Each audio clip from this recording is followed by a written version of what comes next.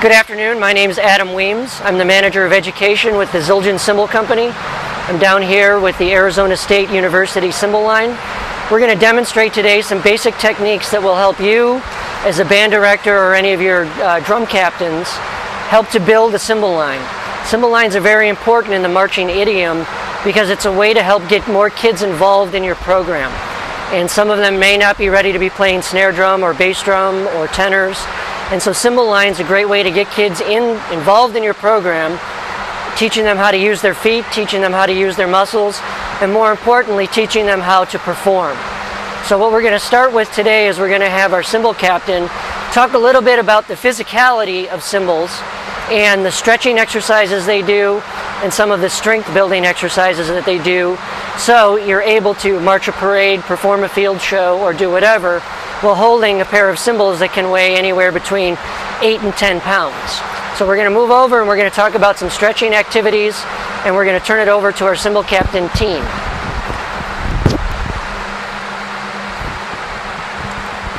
Hi. There's some basic stretches that we do here is to help stretch out our upper shoulders and our chest and our arms to make sure that we don't hurt ourselves or strain or pull any muscles. Basically, I usually have the cymbal line do it about 10 minutes worth of stretching, so they can also relax and they can talk to each other. So it's a bonding experience also. So some of the basic stretches that we first do is the right arm across. That helps stretch out the shoulder blades, the rotator cuffs, and then we switch sides, of course. And then we do the right arm behind, and then we do the left arm. All this right here, keep on switching. Switch to the next one. All this helps stretch out the shoulder area, which tends to, a lot of cymbal players that play have their shoulder blades hurt because it's not stretched well enough, and it's... then we go into our arm stretches. The wrist. This helps stretch out the forearms and our wrist area to help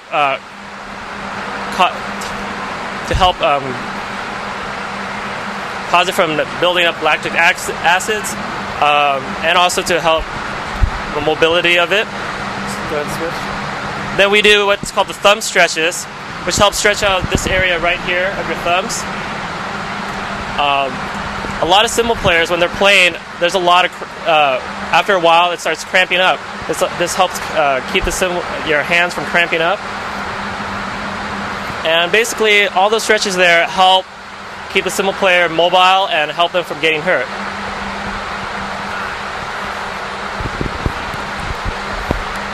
Again, one of the keys to playing any percussion instrument is to make sure that you do keep yourself in some type of shape, because you can hurt yourself while you're doing this. So by getting out and running and stretching and doing the little weightlifting is only going to make a better percussionist for yourself and keep yourself in shape. One thing I think that we should demonstrate before we get going into actually how to play cymbals is the proper technique for actually gripping a marching cymbal. So if I can have you demonstrate how we do that.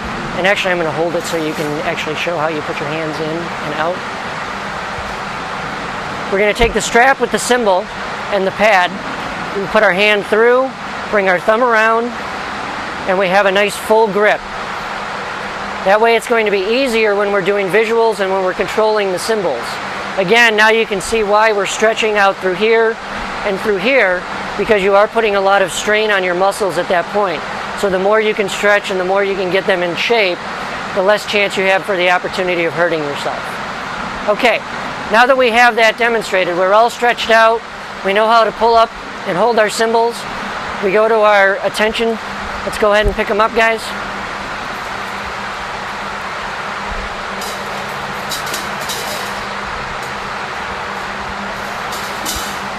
We're going to move forward into getting into our ready play position. Okay, this is something we didn't just go over, but what I'd like to do, guys, is go up in 4 counts into our ready play position at the orchestral, from the orchestral motion. All right, so I'm going to give you 4, and then just go up and get ready to play. This is moving into what I will call the orchestral play position. We're going to be down as opposed to the port position, which we'll demonstrate in a moment. So in 4. 1, 2, 1, 2, ready, and now we're ready to go. Depending on wherever you're going to play or wherever you're going to start, your cymbal players are now in line, ready to play a crash. Take it down one more time. 1, 2, 1, 2, ready, and again we're ready to go. Now we do that going from there up into the port position. Down. 1, 2, 1, 2, ready. And again, now we're ready to play any type of thing. And what we're looking at here is a cymbal line that all look the same. Relax. One of the things that you need to understand about cymbal players and what we're doing is that they are the same as any other section in your drum line. They all need to look the same and approach their instruments the same. So you don't want one person down here, one person up here, holding them this way or that way, because it is a unified unit, just like your snare line. All right, we're going to approach it the same. You have to be able to learn your basic strokes and your basic techniques. Therefore, your cymbal line is going to perform that much better. Okay, we're going to now move into our first of our 4 basic crashes that we want to make sure that we all understand. This one is called a full prep orchestral crash. I'm going to have it demonstrated once here, and then we're going to have the line do a little bit of an exercise that will help us prepare in that. What we're doing here is we're getting our hands in the proper motion to do a very nice orchestral crash.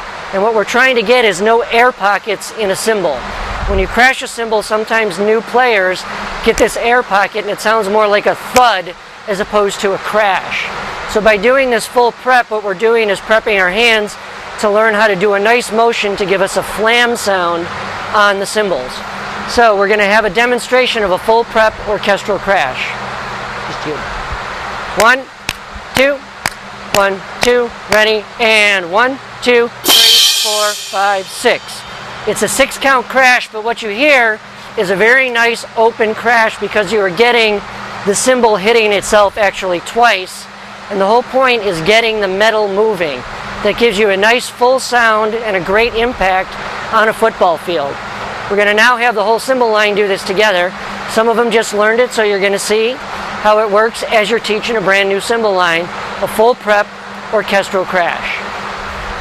We're going to go up, we'll do it with 2 counts in between 4 times. 1, 2, 1, 2, ready, and 1, 2, 3, 5, 6, 1, 2. 1, 2, 3, 5, 6, 1, 2, 1, 2, 1, 2, and down. That's your full prep orchestral crash. You're going to now be able to see why we're working on that as we demonstrate just a nice, easy orchestral crash. This next crash is something that can be used on the field in quieter parts for your band. So here we go.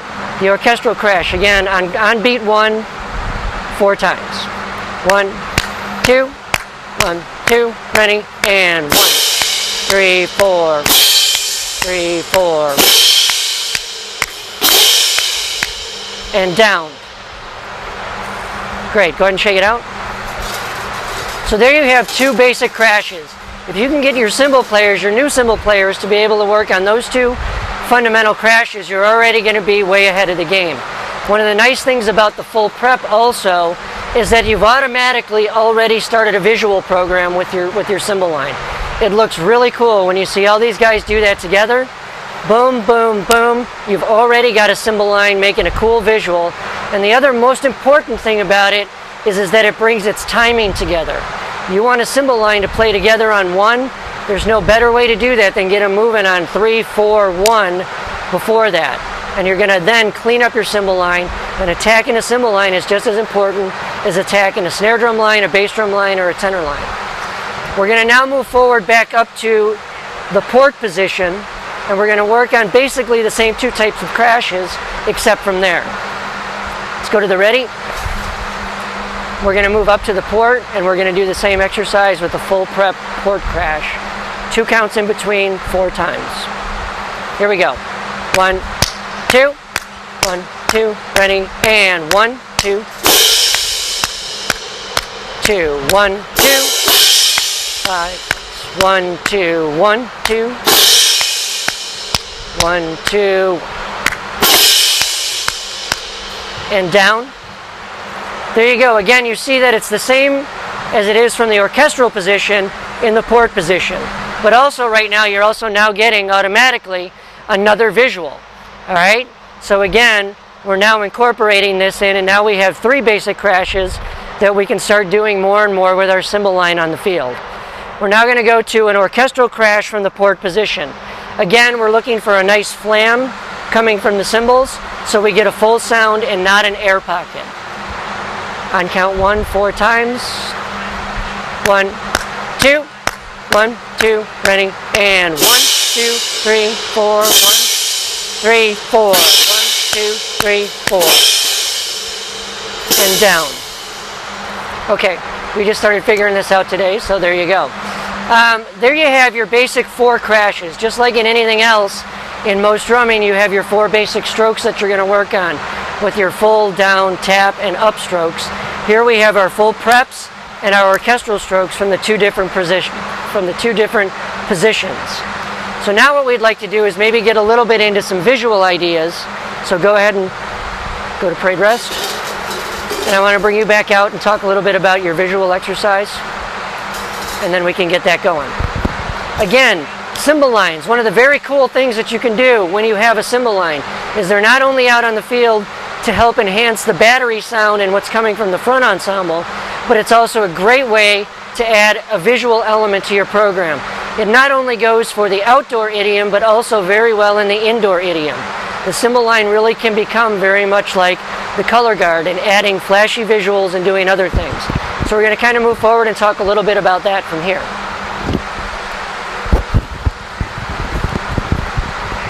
One of the visual exercises that I like to do with my cymbal lines is what's called the Hindu exercise.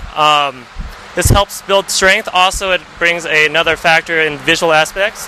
Go ahead and go to set. Go ahead and stagger. Basically, this is a 4-count move for each position. Vanessa, can you demonstrate? The first position is down to by your side, and then the next position is the 45, then the iron cross, and then we go to the 45 again, we go to the top, and then we go all the way back down, each 4 counts, initiating on the and of 4. This is a good aspect on building up strength, and also this is the fundamentals of that I use to help do up sprays and down sprays. So let's do it as a line.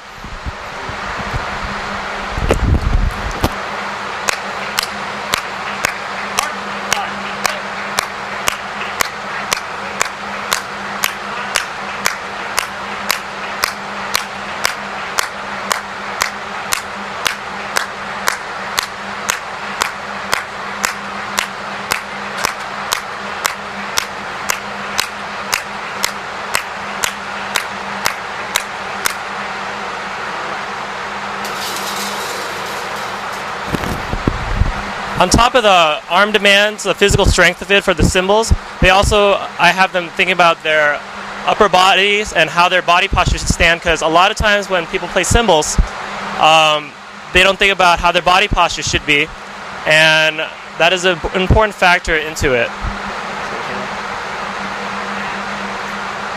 And then another cool aspect of playing cymbals is what we do flips. It adds another aspect to the visual side and also to help come to different positions to play. Go ahead and go to set.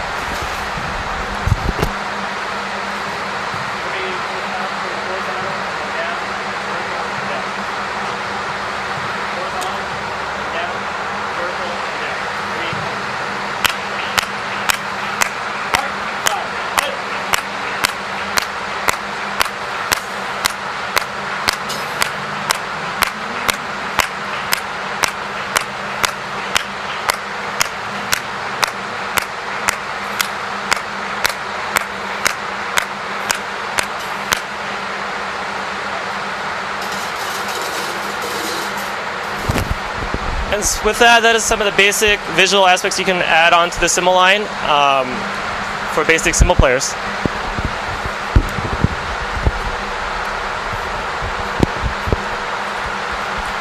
As your cymbal players get more and more used to doing this and moving these plates around, and their muscle memory gets better and where it goes, you can start adding more things. I highly recommend going out to any of the websites where you see a lot of the drum corps that do have cymbal lines, to go out and check that out at Zildjian.com. We also have some different videos on doing that. But it's really, again, a great way to keep your kids involved and getting them to doing more than just running around on the field and crashing two cymbals together. It really can add a much, much deeper element to your percussion section and also to your marching band as a whole.